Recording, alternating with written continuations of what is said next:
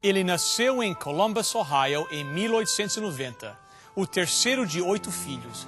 Desistiu da escola aos 11 anos para ajudar com as despesas da família e começou a trabalhar tempo integral, ganhando $3,50 por semana. Aos 15 anos, interessou-se por carros e foi trabalhar na oficina mecânica com um salário de $4,50 por semana. Ele reconhecia que não chegaria longe sem estudos, por isso inscreveu-se num curso de mecânica por correspondência. Noite após noite, ele se debruçava sobre os livros na mesa da cozinha, iluminada por lâmpadas de querosene, até ter a certeza que a lição havia sido compreendida em sua totalidade.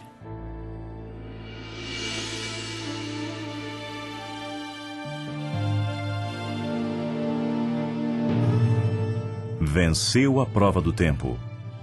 O livro de Deus, a Bíblia, ainda relevante neste mundo complexo.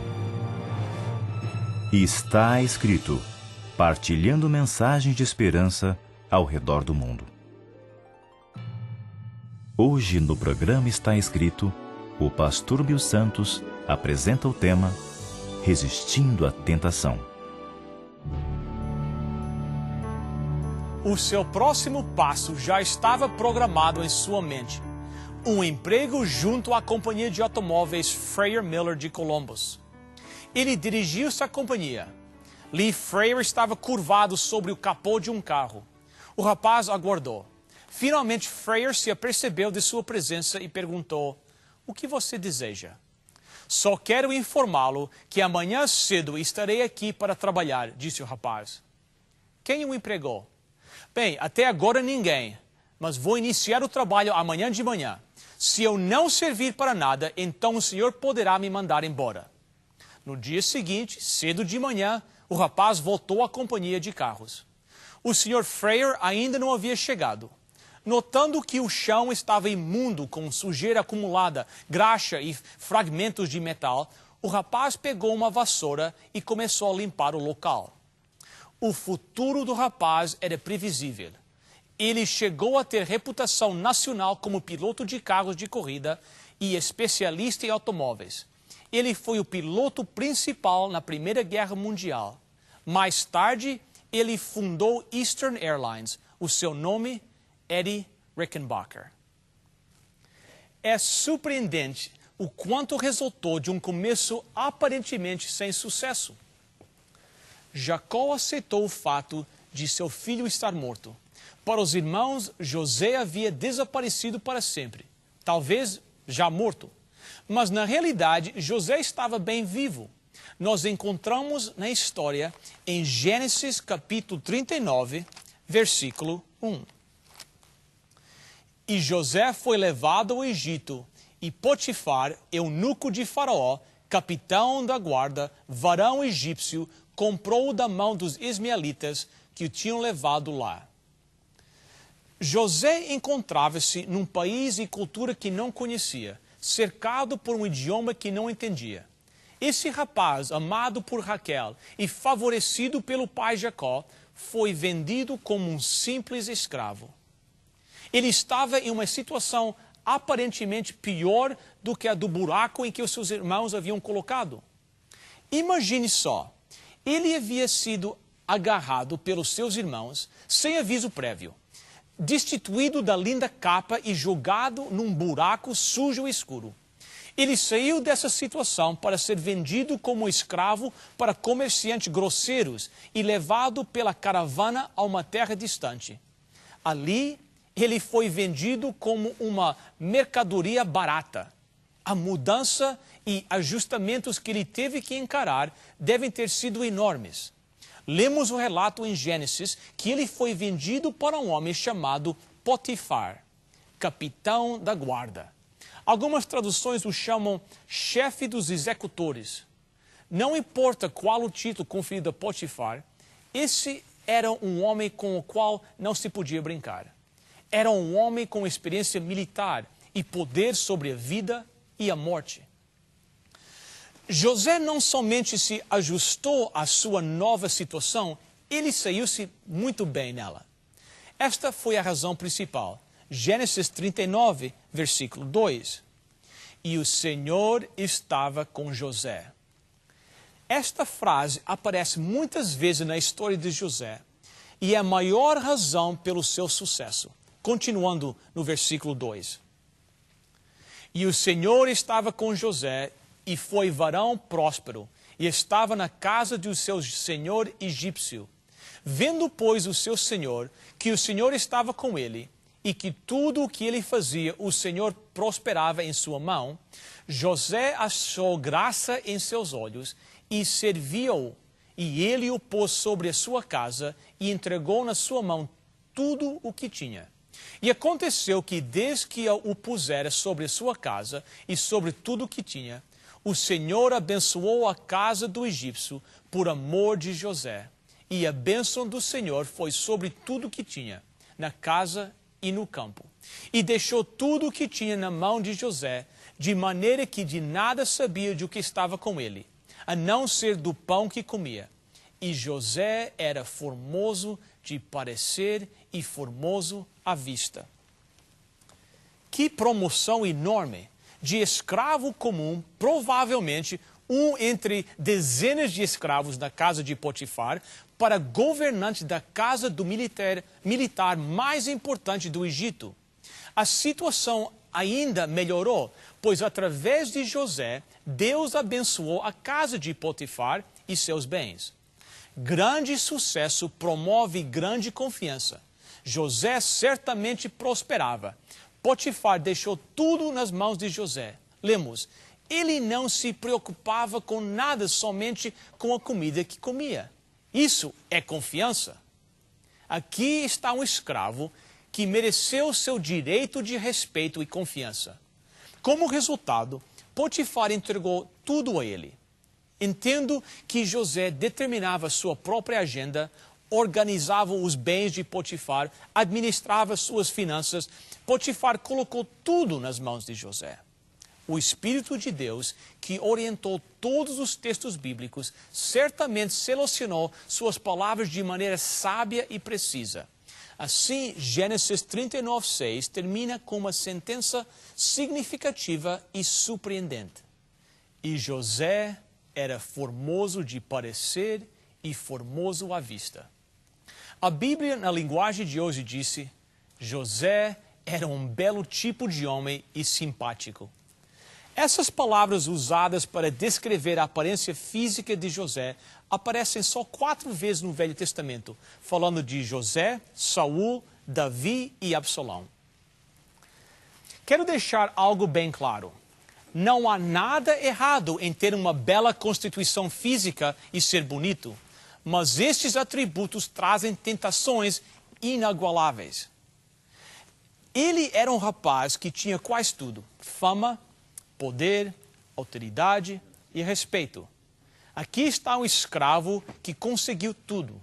Tinha seus próprios aposentos, acesso a toda a informação confidencial e a confiança total do seu empregador. Além disso, era um belo jovem e, mesmo sem tentar, atraía o olhar das mulheres. Não é de se surpreender que foi nesses atributos físicos que o inimigo se concentrou. As Escrituras relatam em Gênesis 39, versículo 7. E aconteceu depois dessas coisas que a mulher do seu senhor pôs os seus olhos em José e disse: deita-te comigo. Isto é que se chama de aproximação direta. Já mencionei que o aumento da prosperidade pode trazer consigo maior tentação. Note o que o autor de Gênesis escreveu: aconteceu depois destes eventos, referindo-se aos versos anteriores, contando sobre o sucesso de José. José estava pronto para ser atacado e o ataque do inimigo veio com uma precisão exata. A esposa de Potifar era abertamente agressiva. A maioria dos homens seriam pegos de surpresa e, pelo menos momentaneamente, seriam lisonjeados por tal declaração sedutora. Mas não José, nem por um momento. Sem hesitar e completamente seguro de si e de seu Deus, ele respondeu corajosamente. Versículo 8. Porém, ele recusou e disse à mulher do seu senhor: eis que o meu senhor não sabe do que há em casa comigo, e entregou em minha mão tudo o que tem. Ninguém há maior do que eu nesta casa, e nenhuma coisa me vedou senão a ti, porquanto tu és sua mulher. Como, pois, faria eu esse tamanho mal e pecaria contra Deus? O verso 8 simplesmente afirma: ele recusou. José recusou. Se você se esquecer de tudo o que falei neste programa, não se esqueça dessas duas palavras. Aqui estava uma mulher egípcia oferecendo seu corpo e um jovem servente judeu sendo tentado por ela. E ele recusou. Ele disse não. Como foi possível a José resistir tal tentação? Em primeiro lugar, estava sua lealdade ao seu chefe e, segundo, sua lealdade a Deus. Como pode esse rapaz normal, com 20 e tal anos, dizer não? Ele sabia que sua vida era um livro aberto diante de Deus. José disse: este é um grande pecado diante de Deus, e se afastou. Você pode estar pensando: que bom que isto já passou. Graças a Deus pelo exemplo de José. Você resiste à tentação da mesma forma e estará livre dela para sempre. Continuemos a ler, versículo 10. E aconteceu que, falando ela cada dia a José, e não lhe dando ele ouvidos para deitar-se com ela e estar com ela. A esposa de Potifar não aceitou uma resposta negativa. Ela não estava a fim de ser ignorada, por isso continuou a pressionar. Ela não se preocupava com a santidade de seu matrimônio, nem com a confiança que o seu marido depositava no jovem José. Ela só queria agradar a si mesma. Se você imagina que a tentação, uma vez resistida, desaparecerá, pode já mudar de ideia. Devemos nos lembrar que Satanás quer rebaixar a pessoa respeitada, aquela que é tida como exemplo, a pessoa bem-sucedida, o sócio honesto e a alma santificada. Por isso, não é de se admirar que a mulher de Potifar foi atrás de José com tanta persistência. Ele era uma presa desejável. Se ela conseguisse convencê-lo, teria conquistado algo de valor. Mas, felizmente, José recusou-se a render. O menor interesse nela teria sido a sua ruína. Uma vez que a brasa da cobiça começa a arder, a cena vivida, retratada em Tiago capítulo 1, se torna realidade. Tiago capítulo 1, versículos 13 e 14. Ninguém sendo tentado diga: de Deus sou tentado, porque Deus não pode ser tentado pelo mal, e a ninguém tenta. Mas cada um é tentado quando atraído e engodado pela sua própria concupiscência. O apelo da cobiça sensual funciona como uma imã, atraindo súbita e impetuosamente duas forças, desejo interior e sedução externa. Encaremos. Você não pode escapar da sedução se vive no mundo real. Mesmo que você consiga manter distância do mundo lá fora, sua mente não o deixa escapar da tentação exterior. Lembre-se, não é pecado ser tentado. Pecado é cair na tentação. A esposa de Potifar lançava a tentação dia após dia e José resistia. Ele não só a ignorava, ele já não queria estar onde ela estava. Não era seguro estar perto dela. José já a tinha rejeitado tantas vezes, recusando aceitar as suas insinuações, que finalmente ela preparou uma armadilha para ele. Gênesis 39, verso 11. Sucedeu, num certo dia, que veio à casa para fazer o seu serviço, e nenhum dos da casa estava ali. E ela lhe pegou pelo seu vestido, dizendo, deita-te comigo. E ele deixou o seu vestido na mão dela e fugiu e saiu para fora. Um dia, José chegou a casa para trabalhar e notou que não havia barulho. Os empregados não estavam lá. Por que seria? Talvez a esposa de Potifar os havia enviado a lugares diferentes para deixar o seu caminho livre. Seja qual for a razão, ela estava só em casa com José e ela adiantou-se. Mas desta vez ela não estava a fim de ser rejeitada.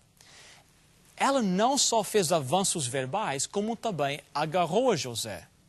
Ela o agarrou com tanta força e o segurou que ao empurrá-la para fugir, a roupa exterior de José ficou em suas mãos.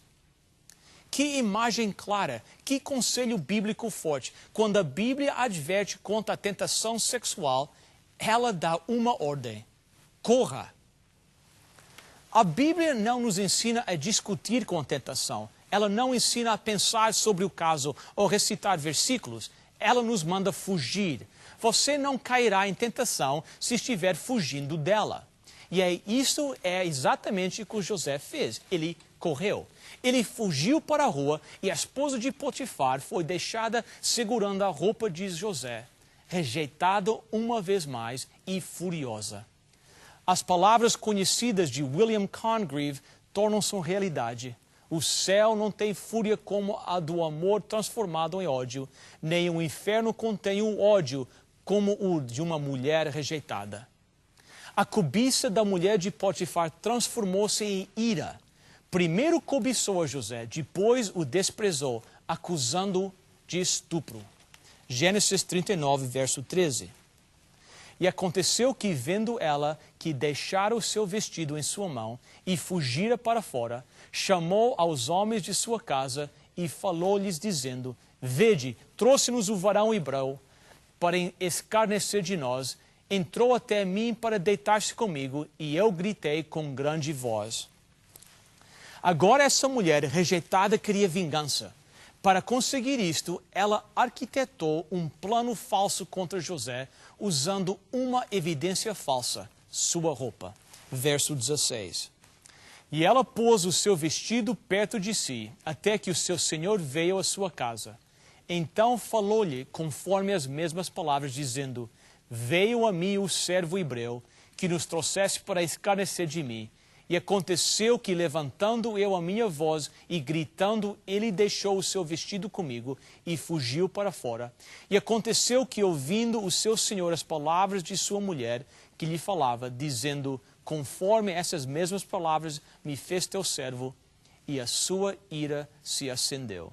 E o senhor de José o tomou e o entregou na casa do cárcere, no lugar onde os presos do rei estavam presos. Assim esteve ali na casa do cárcere. Lendo o relato bíblico, sentimos pena de José.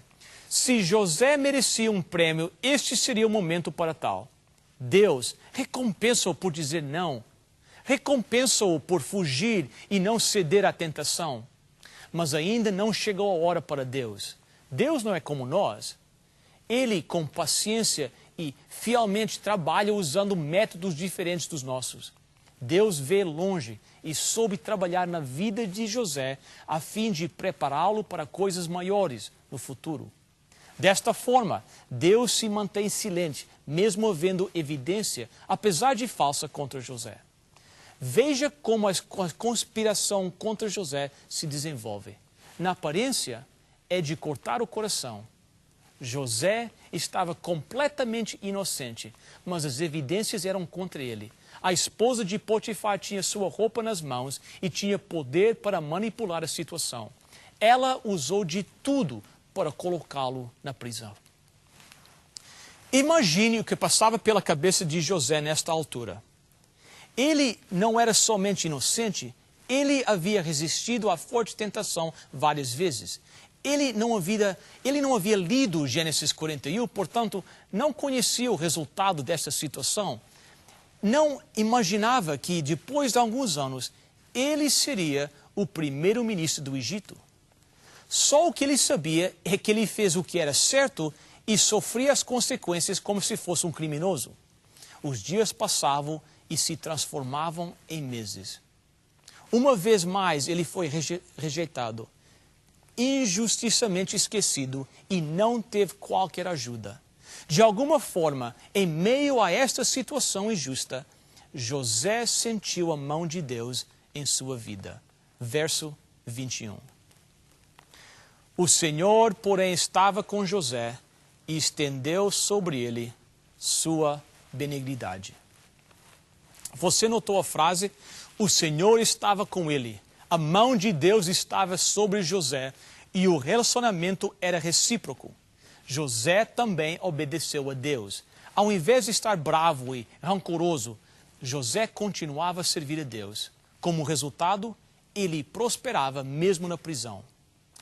A verdade evidenciada na vida de José é para todos nós, casados, solteiros, divorciados, homens, mulheres, jovens e velhos. Não importa a sua situação, se a tentação parece prazerosa, fascinante, encantadora, não se demore, foge. Reclame a força sobrenatural que vem do conhecimento de Jesus e, sob o seu controle, permaneça firme em seu poder. Por que neste momento você não decide ser igual a José? Une-se ao seu grupo e decida ser fiel a Deus. No meu viver tentei fazer somente o que agrada o teu querer. O teu amor me convidou e eu quis andar nos teus caminhos, meu Senhor. Tentei mais de uma vez, caí, levantei, mas o pecado me chamava e quando eu via já voltava a cair.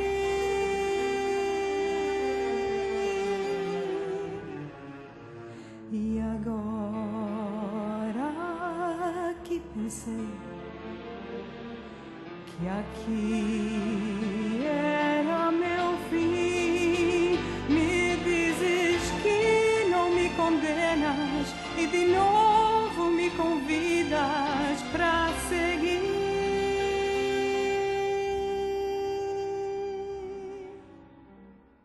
Senhor, não posso compreender o que acabo de ouvir. Tu me conheces, tu sabes quem eu sou e me ofereces teu perdão. Senhor, não posso merecer o que acabo de ouvir. Sou pecadora, no mal já caminhei e me ofereces teu perdão. Senhor, eu te agradeço. Senhor,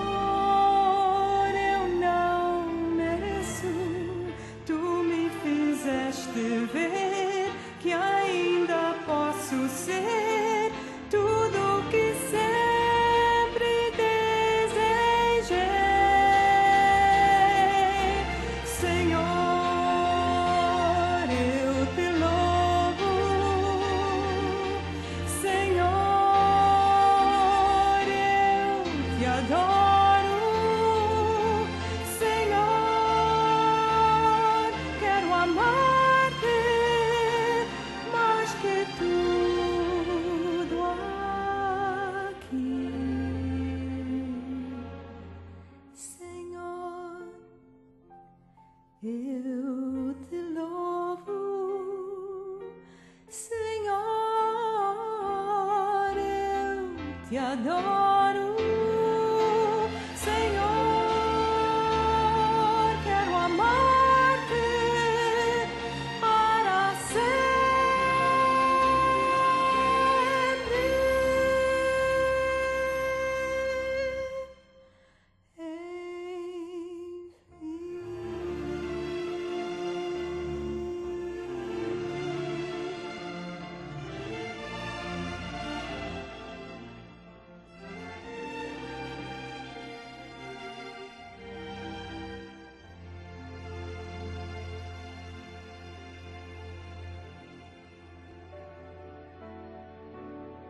Senhor, obrigado pela certeza do Teu amor para cada um de nós.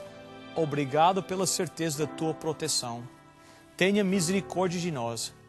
Guarda-nos na hora das dificuldades e da tentação, que cada um de nós possa escolher a Ti. Te rogamos em nome de Jesus. Amém.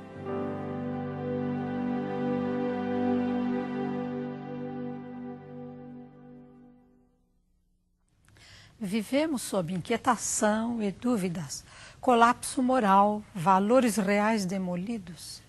Mas toda a situação caótica que presenciamos deve levantar o nosso ânimo, reativar a nossa esperança. Jesus voltará, bendita esperança. Preparamos carinhosamente para você mensagens de esperança. Este brinde é seu. Peça-o agora. Para você solicitar a sua oferta de hoje, basta chamar o nosso número de telefone 416-259-8608. Chame agora mesmo 416-259-8608. Lembre-se que a oferta é grátis. A operadora necessita de seu nome, endereço, número de telefone, juntamente com o nome da oferta que você deseja. Se você preferir, poderá também escrever para Está Escrito, Box 2010, Oshawa, Ontário, L1H 7V4. Agradecemos as suas cartas, os pedidos de oração que nos enviam e também o seu apoio financeiro. Como foi bom ter você conosco nesta semana. Espero encontrá-lo na próxima semana, mesmo horário, mesmo canal. E até lá, lembre-se, está escrito, não só de pão viverá o homem, mas de toda a palavra que sai da boca de Deus.